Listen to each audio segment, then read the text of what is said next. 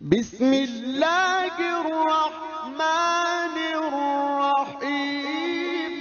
سے قرآن مجید میں کہا گیا ہے اتخذوا احبارہم و رہبانہم اربابا من دون اللہ، ان اہل کتاب نے اپنے احبار اور رہبان کو بھی اللہ کے سوا رب بنا لیا۔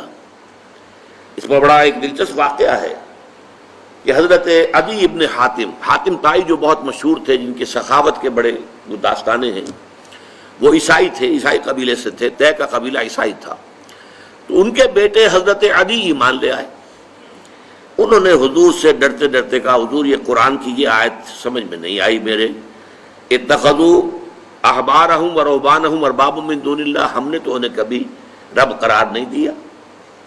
حضور نے فرمایا کہ ایسا نہیں ہے، جسے وہ کہہ دیں کہ حلال ہے تم حلال سمجھ لیتے ہو، جسے وہ کہہ دیں حرام ہے حرام سمجھ لیتے ہو، کہ جی ہاں ایسا تو ہے، یہ تو تم در حقیقت یہ رب تو بنا لیا تم نے انہیں۔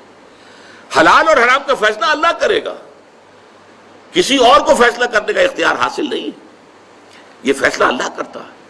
اب آپ کو معلوم ہے پوپ کے پاس دنیا میں عیسائی جو ہے سب سے زیادہ بڑی تعداد جو ہے عیسائیوں کی ہے، اور عیسائیوں میں میکسیمم نمبر جو ہے کیتھولکس کا ہے، اور کیتھولک عیسائیوں کے نزدیک پوپ جو ہے معصوم ہوتا ہے، انوسنٹ، پوپ سے خطا نہیں ہو سکتی۔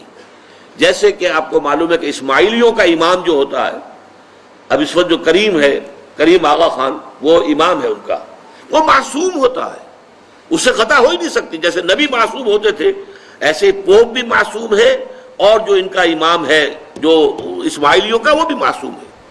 لہذا پوپ جو حکم دے گا بس وہی شریعت کا حکم ہے۔ یہاں گویا کہ پوپ کو خدا بنا لیا گیا۔